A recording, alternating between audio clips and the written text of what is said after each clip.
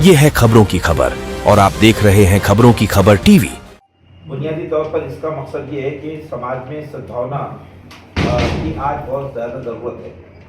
हम देख रहे हैं कि हमारे महाराष्ट्र राज्य में एक ख़ास किस्म का माहौल निर्माण किया जा रहा है, जिससे ऐसा लगता है कि दो समाजों के दरमियान एक खलीज, एक तरह का गैप वो जो है वो बढ़ता जा रहा है। हम ये समझते हैं कि हमारा जो देश है ये हज़ारों साल से मुख्तलिफ धर्मों और मुख्तलिफ समाजों से बना हुआ देश है, और यही इसकी खूबसूरती है, यही इसकी जो है सुंदरता है। यहाँ पर सबसे बड़ी जो चीज़ है वो है इंसानियत, यानी एक दूसरे का इंसानी बुनियादों पर एहतराम। तो हम देखते हैं कि दुनिया में जितने हमारे धार्मिक जो बड़े बड़े गुरु आए हैं, उन्होंने दरअसल इंसानों को इंसान बनाने की तालीम दी है। धार्मिक गुरुओं की बुनियाद पर एक दूसरे के खिलाफ कभी नफरत का माहौल हमने नहीं देखा है। मोहम्मद सल्लल्लाहु अलैहि वसल्लम को भी कुरान मजीद ने सिर्फ मुसलमानों का परिषद या मुसलमानों का पैगंबर और आपको जो है उनका प्रॉफिट बनाकर नहीं भेजा। कुरान ने कहा कि मा अर्सलनाका इल्ला रहमतल लिल आलमीन, ए नबी हमने आपको सारे जहानों के लिए मर्सी और रहमत बनाकर भेजा है। कभी भी हम देखते हैं कि भारत में इस बुनियाद पर कोई ऐसा विवाद और कोई इस तरह की मसाइल पैदा नहीं हुए। और इसी तरह भारत के अंदर हमने एक ऐसा दस्तूर, एक ऐसा कॉन्स्टिट्यूशन बनाया कि जिसमें हर धर्म के मानने वालों को एक इज्जत, एक डिग्निटी, एक इकराम, एक रिस्पेक्ट हासिल हुआ कि वो अपने मज़हब पर चले। लेकिन ये जो सूरत हाल है, ये सूरत हाल चंद सियासी मफादात को हासिल करने के लिए जो मुल्क के अंदर यानी एक ख़ास किस्म का माहौल जो निर्माण हो रहा है, इस पर एक दो तीन बातें ये है कि सबसे पहले हमारे भारतवासी जितने हैं उनका जो रिश्ता है वो ह्यूमन बीइंग का रिश्ता है, और ये रिश्ता बहुत बड़ा रिश्ता है।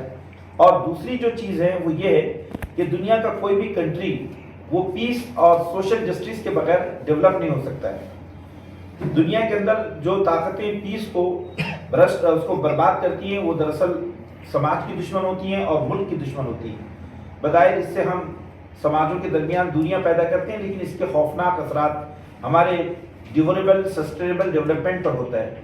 तो जिसको हम सोशल जस्टिस कहते हैं, तो सोशल जस्टिस के अंदर ये चीज़ आती है कि हम हर इंसान का रिस्पेक्ट करें, हम उसको उसके धर्म का की रिस्पेक्ट करें, हम उसके जो बुनियादी हुकूक़ हैं, जो उसके सोशल और उसके दीगर ह्यूमन राइट्स हैं, हम उसको प्रोटेक्ट करें, उसको लेकर चलें। बहरहाल इस मौके पर हम आपसे जो बात कहना चाहते हैं वो ये है कि समाज की वो ताकतें जो समाज को जोड़ने में यकीन रखती हैं, हम उन ताकतों को साथ में लेकर एक इंटीग्रेटेड सोसाइटी को बनाना चाहते हैं जो एक दूसरे का एहतराम करे और मुल्क में पीस और सोशल जस्टिस के लिए आगे बढ़े।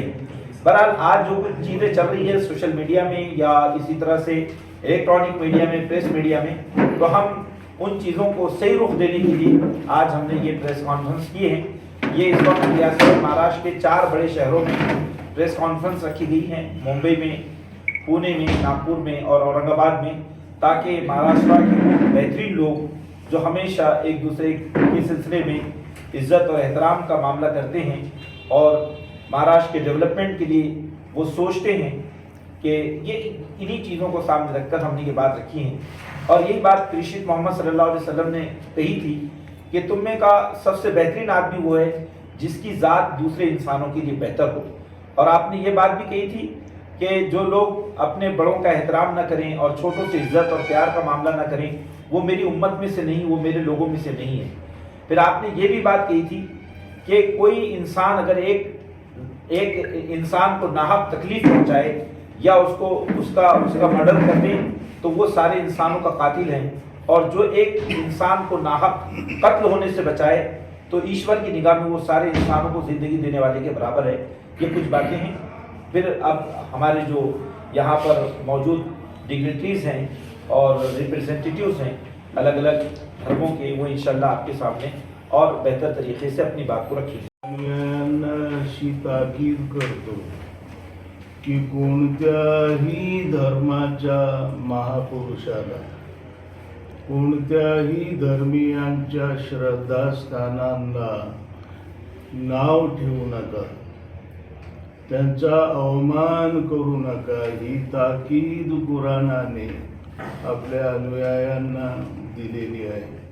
आणि आपण पाहतो की मुस्लिम समाजाने आज तागायत कोणाबद्दलही अपशब्द अवमानाची भाषा वापरलेली नाही. दुसरी गोष्ट ही आहे की आपल्या सर्वांचं हे भाग्य आहे की आपण अशा देशात आहोत, अशा राज्यात आहोत ज्याला सद्भावनेचा, बंधुत्वाचा एक महान वारसा लाभलेला आहे. आताच नितीन महाराजांनी संतांची उदाहरणं दिली, तुकोबांच्या अभंगाचा संदर्भ दिला. आपण जर पाहिलं तर समकालीन मुस्लिम सूफी संत आणि वारकरी संत, इतर संत यांच्यामध्ये खूप घनिष्ठ संबंध होते, प्रेमाचे संबंध होते, सद्भावनेचे संबंध होते. त्याला उदाहरणच द्यायचं जर म्हटलं आपण तर तुकोबा आणि अनगडशाह फकीर रहमतुल्लाह अलैह आजही ज्यांचा दर्गा पुण्यामध्ये आहे. आपल्या सर्वांना ठाऊक असलं पाहिजे की आजही तुकोबांची दिंडी जेव्हा पंढरपूरला जायला निघते आषाढी एकादशीला, तेव्हा पुण्यामध्ये अनगडशाह फकीर बाबांच्या समाधीवर दर्ग्याच्या प्रांगणामध्ये हॉल्ट करते आणि बाबांचं दर्शन घेऊनच पुढं पंढरपूरकडे जाते. असे हजारो दाखले आपल्याला देता येतील. अहमदनगर उर्फ अहिल्यानगर जिल्ह्यामध्ये संत शेख महम्मद महाराज म्हणून ज्यांना संबोधलं जातं ते हजरत शेख महम्मद रहमतुल्लाह अलैह तुकोबांचे समकालीन. त्या मार्गे जाणाऱ्या साऱ्या दिंड्या तिथे थांबतात, बाबांचं दर्शन घेऊन पुढे जातात. विषय अहमदनगरचा निघाला.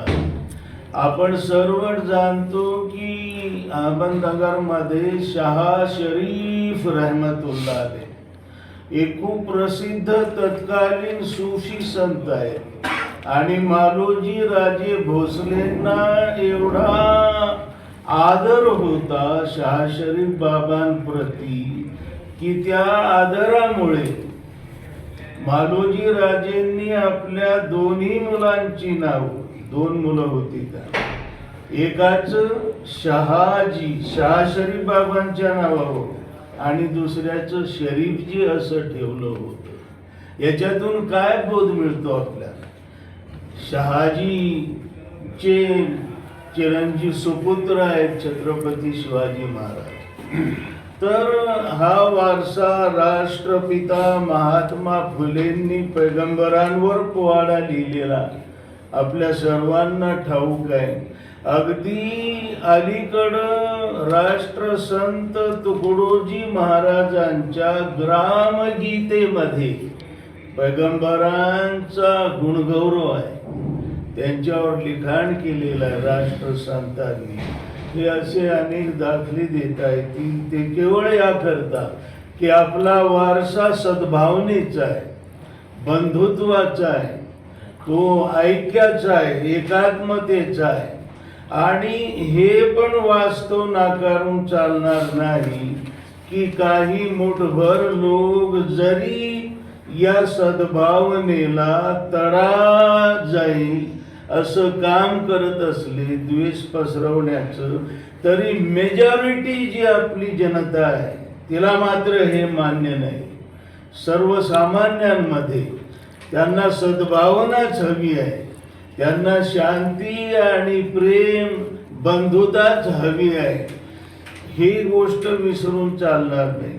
आणि शेवटी मी आपणा सर्वांना हे सांगू इच्छितो की ही निवळ सद्भावना मंचची जबाबदारी नाही, तर प्रत्येक भारतीयाचं कर्तव्य आहे की या आपल्या देशामध्ये सर्व धर्मीय लोकांमध्ये ऐक्य अबाधित राहील, सद्भावना कायम राहील त्याकरता आपण प्रयत्न करावे.